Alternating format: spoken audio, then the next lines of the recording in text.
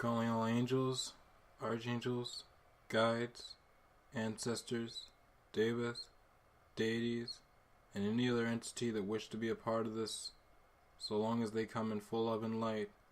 I bid you hail and welcome.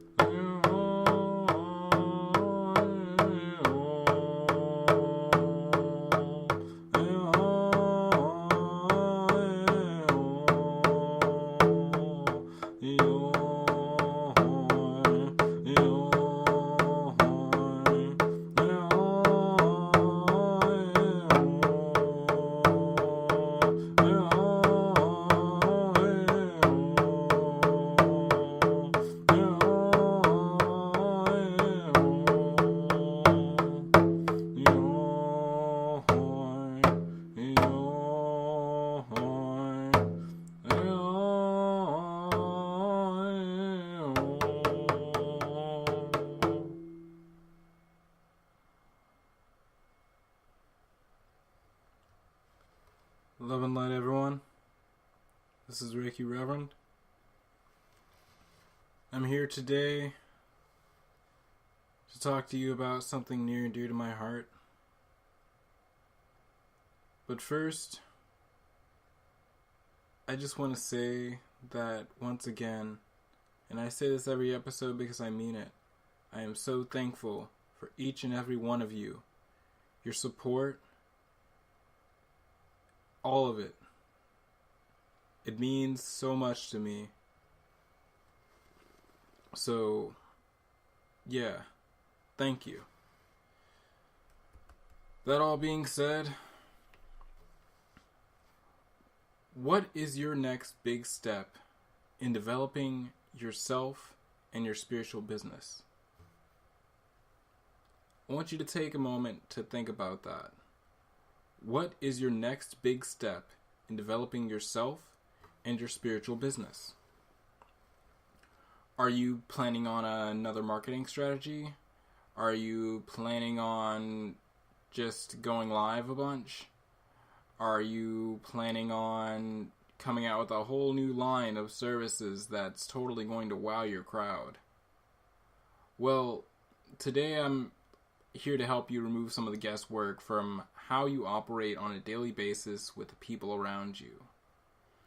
I want to show you how to meet and greet and display the best part of you. The element of character that most commonly goes misplaced or removed from outward display. This is also generally the aspect of self that most others really want to meet.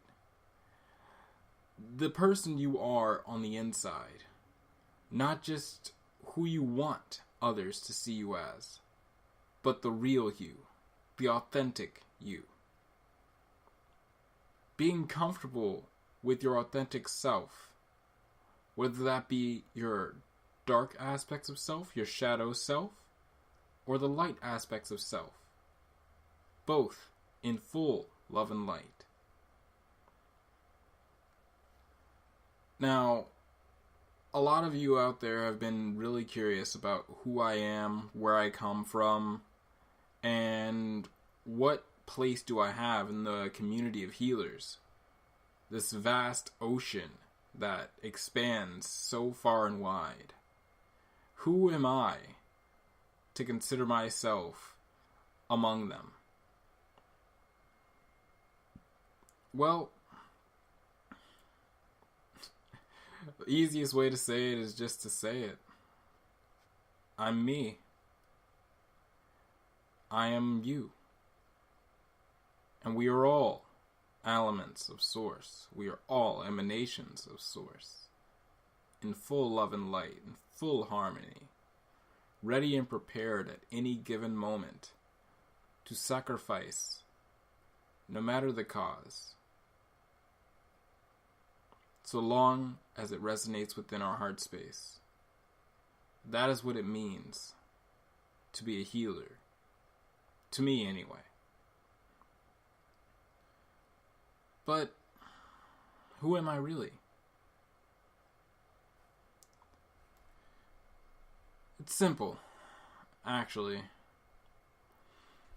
Beginning my journey in a spirit from a young age, I've always dedicated myself to furthering my studies for the purpose of helping other people develop in spirit. This path wouldn't be trekked easily, though, and definitely not without any hardship or sacrifice. I'd experienced so many lessons during my early life that would shape me into someone capable of compassionate leadership and grace. Capable of helping other people in full love and light, with the harmony of spirit, with the strength and the courage and the wisdom to move forward with all of that. So of course I was misunderstood by my peers. I was weird. No other doubts about it. You know, I'd befriend people from different walks of life, speaking what wisdom was gifted to me by Source to anyone who would hear me. Well, this got a lot more attention than I wanted. You know, pretty much being shunned, outcast, being bullied, neglected. I wasn't very popular in that regard. I was more just like the guy everyone knew because of who I was, what I did. This was okay with me. And I just want to say that. It was totally okay with me. It was never once something that I deeply regretted. Even if it was just a surface regret. It was never a deep regret. I never wanted once to say to anyone, hey, I'm just going to stop being me. I'm done. Totally done. I'm eating it. It's over. But I did have my doubts. I did have my misconceptions. I did have my ideals of what was right and what was wrong based on everyone else's opinion. But when it came down to mine, my heart space, who I was, not once. Not once did I doubt that. And because of that, because of everything, I was granted so much valuable experience in public relations that it was silly. I mean, I befriended the jocks, I befriended the geeks, I befriended the goths, I befriended the preps. I used to wear different clothing every single day in school, just because. And yeah, mind you, I wasn't the richest person in the world to be doing this, but you know, if you talk to your mom, who happens to be going to the thrift store anyway, you kind of pick up a few trends. You kind of pick up a few different slots of gear, and you start wearing that, and it just becomes you. In element. Never in full. My beliefs in a broad spectrum of thought and existence was one that would be wrought with mixed understanding. Basically, nobody really got me, and those who did had no idea what to do with me because of how old I was.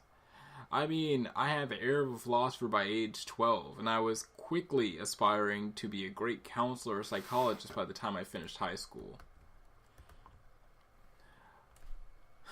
I studied psychology at Delaware State University because I believed that by understanding the mind, I'd be able to help others unlock their potential to develop within spirit.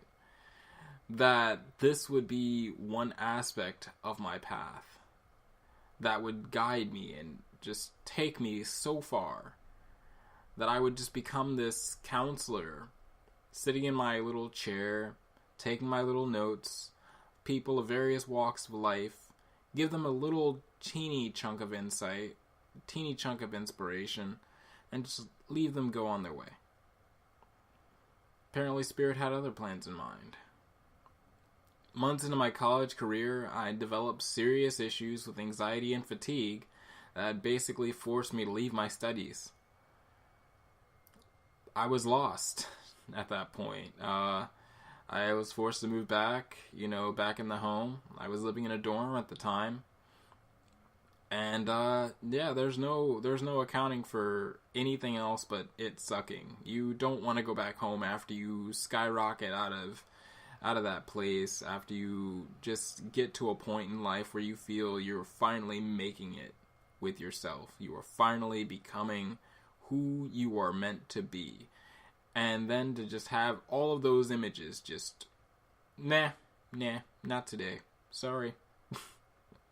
Just tossed aside. Cast out. It was really debilitating. And, so, after a while I got tired. I got real tired. And it didn't sit right with me to be in this place in mind, body, or spirit. Tired. Sick. Mentally, physically. And just not liking myself at all. Just deteriorating slowly as I pondered the trials and tribulations that brought me to that point. So instead, I looked towards developing the mental discipline and leadership skills that would help propel me forward. I really wanted to move forward with my life, but I didn't feel like I blamed everything that happened on that experience to discipline. That I wasn't disciplined enough. I didn't have enough mental stamina. I just couldn't handle it. So, eventually I went to the military. But before shipping out to basic training for the United States Air Force, I would be guided to meet the first of many mentors who would lead me to a fated meeting with my first Reiki teacher during a weekend event in Pennsylvania. I'd be introduced to Reiki in a way that was so elegant and simple that it just got my attention. I just instantly got it. Like, we were sitting in a little cabin.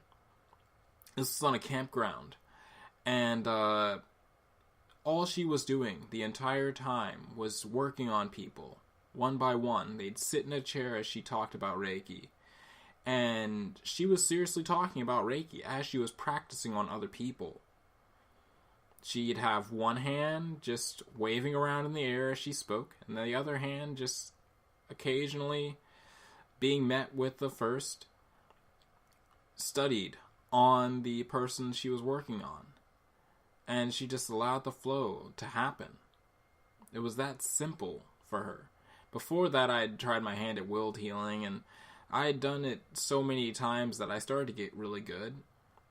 Had a nice reserve of energy. I wasn't getting headaches anymore from practicing on other people, and I was actually starting to see results. But to knock a pain level from a 6 down to a 4 in a matter of 2 minutes was great.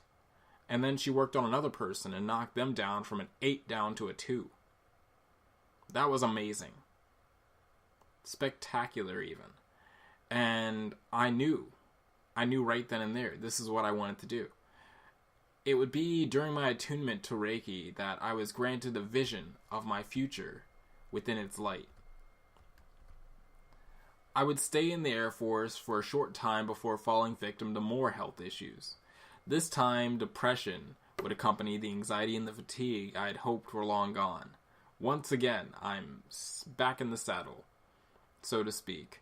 I'm dealing with all of these issues that I couldn't control in situations that I had even less control over, and I was expecting myself to just deal with it, just to sit down and deal with it.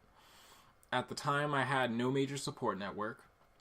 I was away from all that I once knew, and the many things that had changed within me during my service were not helping the situation at all. I realized that I knew nothing about who I was anymore or why I was even on my path. I was truly in the wilderness of my mind, grasping at whatever I could to hold on to my life. And I say it like that for a reason. I fought tooth and nail against accepting any form of title close to shaman. But at that point, I realize now that my vision quest had already begun, that I was already in the midst of it, and that I just didn't realize it yet. So, fallen and hopeless, it'd be the call of spirit that would reignite my desire to continue to push forward. I was literally at the end of my rope. Almost literally at the end of my rope. And I had nowhere else to go. And something just told me, no, you're not done yet. Get up, go talk to someone, and get help. And yeah, 4 months later, and lots of hopes, prayers, and blood, sweat, and tears, I got out of that. And of course, because of that, because of the situation that had happened, the military didn't want anything to do with me. So I got out. But that showed me in ways that would one day be something amazing. That there ain't no getting out of this. There's simply no getting out of this. No matter what you do, you're not going away. Sorry. You're too important. One day, I would be able to stand a lot stronger than I had ever before. This is what Spirit told me. That one day I would begin in full force the path for my vision. So long as I decided to continue moving forward. So long as that inch of will was there, the mile would happen. So long as that faith the size of a mustard seed existed, which it never left, I would be able to move the mountain that was in front of me. I would be able to just shift it with my will and get from A to B in the best way possible. I knew very little of the miracles of Reiki at that time. Like I said, I was only Reiki 1. But I felt a pull to continue walking down that path. I mean, after all, what else can I do, right? I've tried everything else, so why not Reiki? At that point, I'd fully give it in. In my heart, I felt that it would be my compassion for others that would grant me my greatest healing and help me release all of this doubt and worry.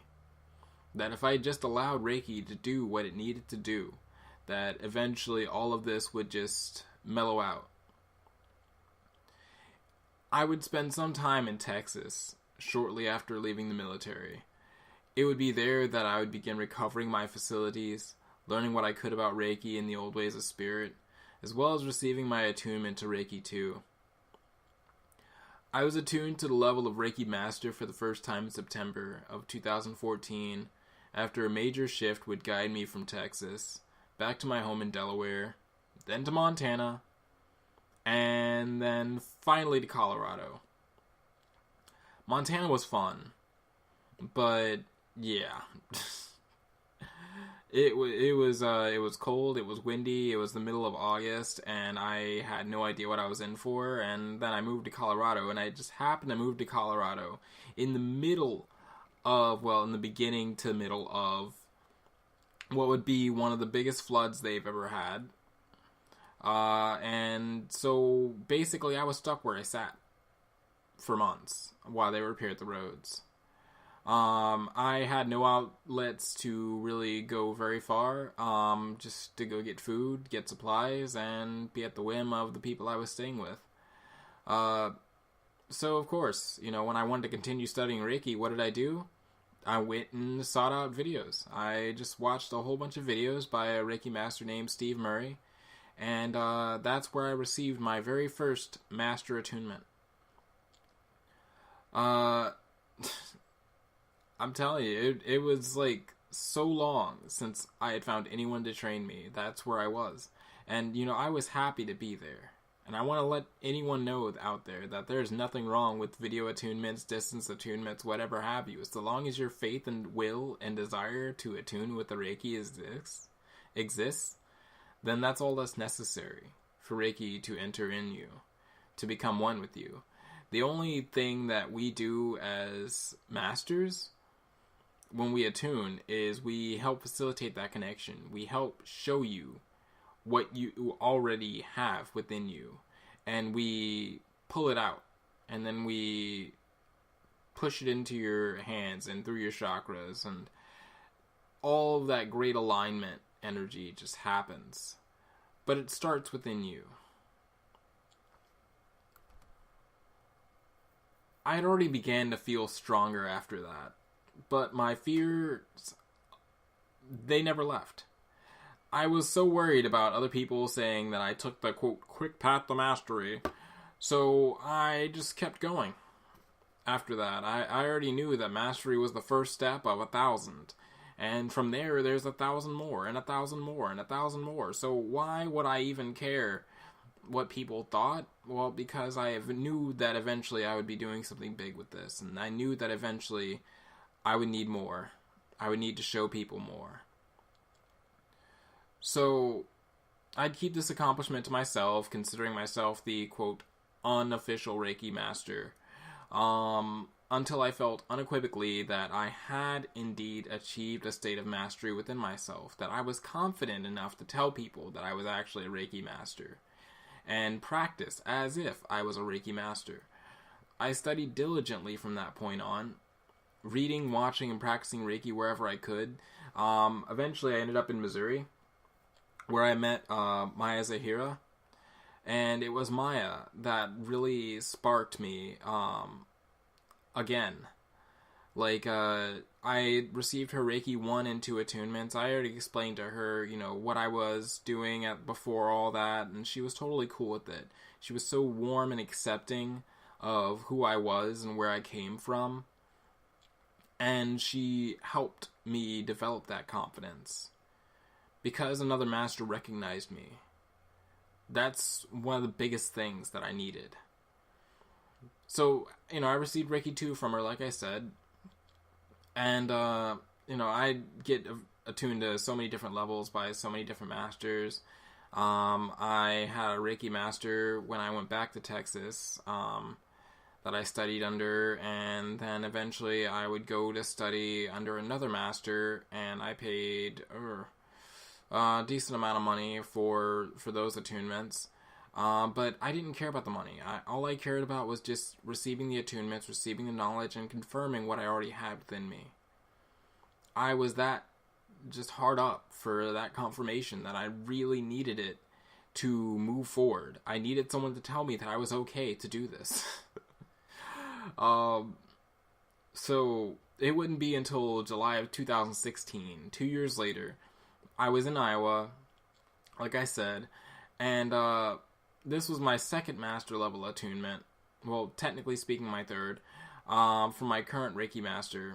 Actually, no, it was my second, because the Reiki master that was supposed to attune me, that had attuned me to 1 and 2 in Iowa, she had to move to Arizona.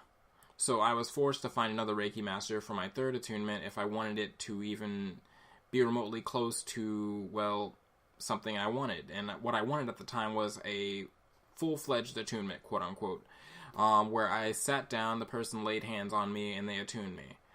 I felt like that was the only way, and totally wasn't the only way. I talked to several different people, including my own Reiki master, who had to talk to her master and never got back in touch with me about doing a distance attunement. And yeah, so long story short, I talked to a friend of a friend of a friend of a friend, and eventually found Terry Griffin Williams. Terry Griffin Williams runs the let's see if I can remember right, Soulful Living is what she runs, Soulful Living, and she has her own radio show. I don't have any links to it right now, but I could probably pull some up for this video if you'd like. Video, audio if you'd like. I've been doing a little too much YouTube lately. And, we spoke. We spoke very briefly, and, she gave me a link to her website, and told me that if I wanted the attunement, then, I would go through that, and she would attune me. And so I did, and so she did, and there I sat, Reiki Master, bloom!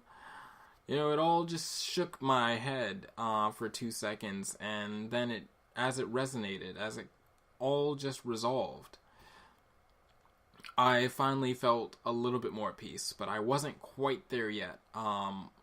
With her kit that came with the purchase, she had a self-attunement audio. And it would be that self-attunement audio that really did the most work, if that makes sense. Because I sat with it, and I really I felt so light, so bright, no puns, but I felt amazing, and I felt like I could do the things that I knew that I could do already, that I had been empowered, that I was finally ready to continue my path in full force. And I finally felt a sense of completion with my initial training with Reiki. And I call it initial because to me, like I said before, mastery is simply a completed step on the path to a deeper understanding. Days after my final attunement, quote unquote, I would begin to be gifted with knowledge of healing and practice during my meditations that I now refer to as Hakuyama Reiki, which is spatial Reiki. Essentially, Hakuyama Reiki was gifted to me originally by the dragons. And then I started to just resonate with so many different variable paths that it didn't resonate completely as draconic, but it resonated as something deeper, something more. And when I allowed it to be that more, it literally filled the entire space. Like, my entire room got filled with Reiki. And then I allowed that to happen, and shortly after, the house. And then shortly after, a little bit around my house. And that's when I finally realized what was going on, and I kind of just chilled out and grounded. But spatial Reiki. So, using the symbols inherent with Reiki 2, I was able to project out Reiki to an entire space, like I said, an entire room, and fill it with Reiki. Not just a little bit, not here and there, not special targeting, but anything and everything that was in that space. That's what I mean by spatial Reiki. Anything and everything in the space is gifted with Reiki, is receiving Reiki. And, yeah, that was one of the major head points of my career. From there, I would go on to just bigger and better things. As you know now, I'm referred to as the Reiki Reverend. And I now hold over 9 certifications in life coaching, in hypnotherapy and chakra therapy. I mean, they're all on my wall here. Amadeus, Shamanic Healing Master, Akashic Records Reading Master, Certified Tarot Master Teacher. I've been practicing tarot since 2009. Karuna Ki Reiki Master, Angelic Reiki, Imara Reiki, Crystal Reiki, Shambhala Multidimensional Healing, Blue Star Celestial Healing. I got my credentials in ministry back in 2017 so that I could be considered a healing minister. And it's just been booming and booming and booming and booming. So much growth and development. I'm actually planning on working on a angelology course here soon, so look out for that. But in any case, I've been a Reiki practitioner now for about 9 years. From humble beginnings in a campground in Pennsylvania to many opportunities placing me in so many different states that it's silly. I'm now known to have worn so many different hats, and now I move on for the guidance and well-being of others, as well as the development of the light that lives within us all. I'm a healing minister, like I said. I received my credentials through the ULC, Universal Life Church in Modesto, California. That title, it initially was great, but, after a while I started to feel like, okay, am I supposed to be a reverend now? Or am I supposed to be a Reiki master now? What's going on here? And then at the time I started realizing that light worker was a thing, so, I really just became, okay, so I'm a light worker? Have I always been a light worker? I found it really difficult to put both feet on the table and actually lean back and relax. After that point, I felt like I needed to just completely take myself out of the equation and just be this reverend dude.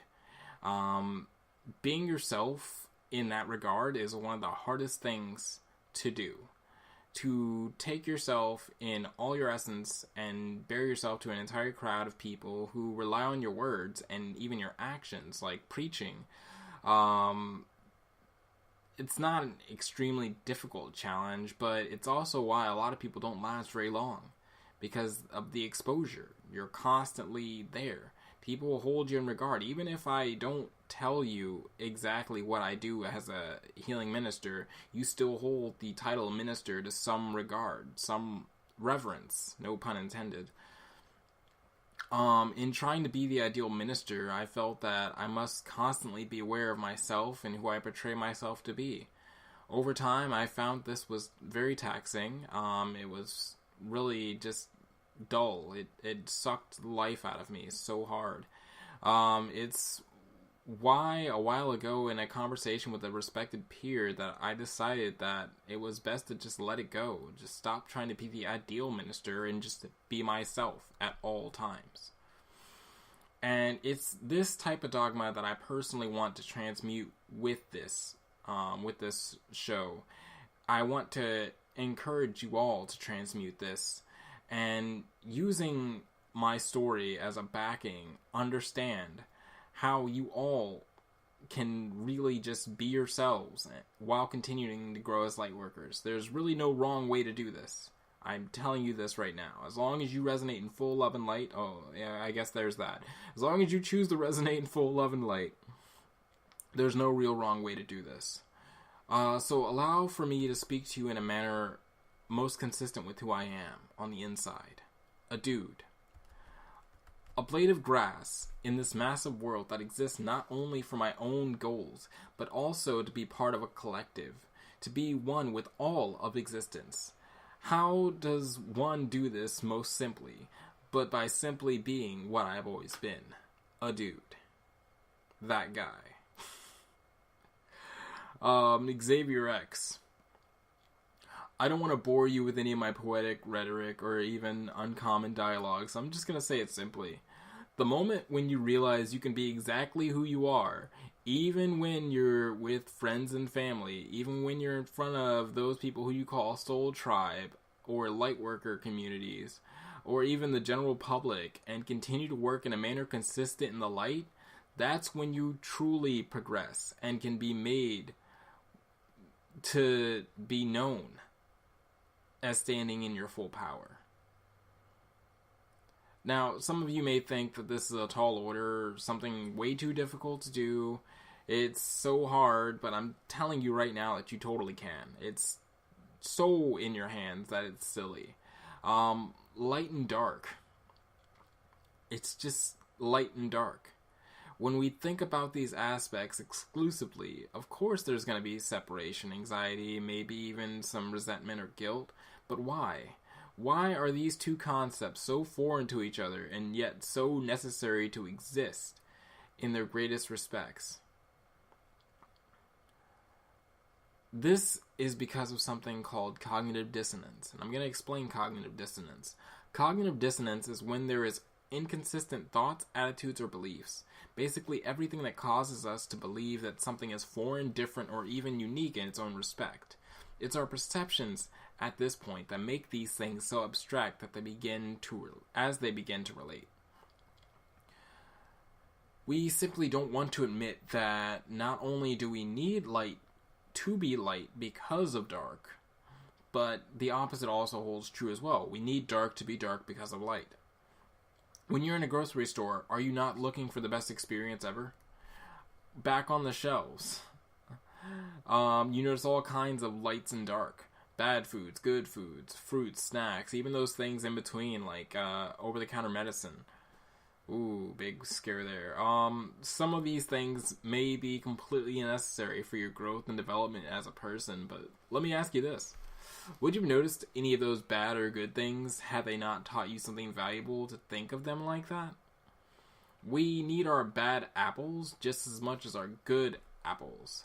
We need our multivitamins just as much as we need the money we save by buying them instead of the fruit and vegetables that they're based on. If we stop looking at the groceries for just a second and start looking onto ourselves, we'll notice that sometimes you're angry at the person you're teaching, or the person teaching you a valuable lesson the hard way, as universally prescribed most generally. Sometimes we're ourselves that bad person teaching someone else out of love. Being a light worker doesn't have to mean being holier than thou at all times. Sometimes light workers understand this and are very quick to tell you what's on the 11 o'clock news regarding your life and situation. Other times it's not so cut and dry. But at the end of the day, it's all about a choice. It's all about serenity. It's about having serenity and making those choices that we make on a moment-to-moment basis and being okay with that. Right now, I'd like to help you clear up any negative energies, mental restrictions, emotional blockages by evoking Shiroi Hono for just a few moments. And I've got a few minutes left on this broadcast, so this works out perfectly. This holy light of Archangel Uriel's emanations can completely and utterly help you achieve stability and clarity on all levels. All you have to do is simply be open to receive it. And if you want to use this time to just take a break from your day for just a moment, observe the energies, that's also cool. Just allow for the working to operate at its max capacity in full love and light for those who are open to receive. That's all I ask. So just sit back, find yourself a meditative position in mind, body, or spirit. And I'm going to turn on the music and we're going to begin. Now, just in case I end up too deep in spirit and this cuts out, feel free to check out my services at ReikiReverend.com. I also do coaching from there as well. There's a little chat box. If you look at the bottom right corner, it's gray. It's got a little bubble. It's pretty awesome. I just put it on there. That links right into me. So if you ever have any questions about any of the things I offer or just want to say hi, please do. I love talking to people.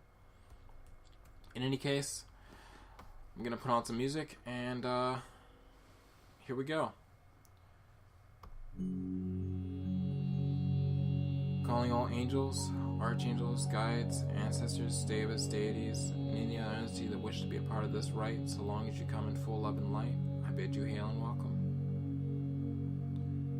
Archangel Uriel, bless us with the flame that was once gifted to me. I now ask you to fill me with that light. Help me remember that warmth. And let me share it with any and everyone who wish to receive it as I evoke its name.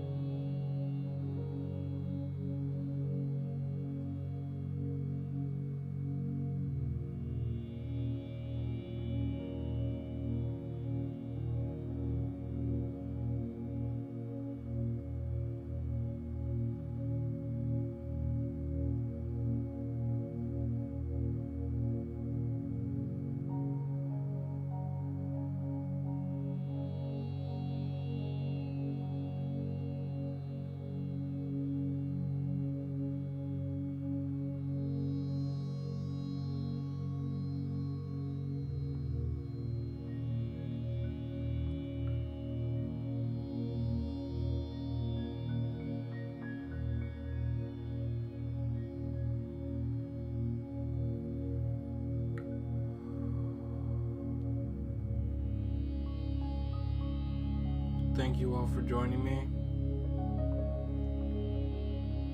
Love and light to all of you. And I hope you have a blessed night. Once again, feel free to check out my page, ReikiReverend.com. And let me know if you have any questions about this feed.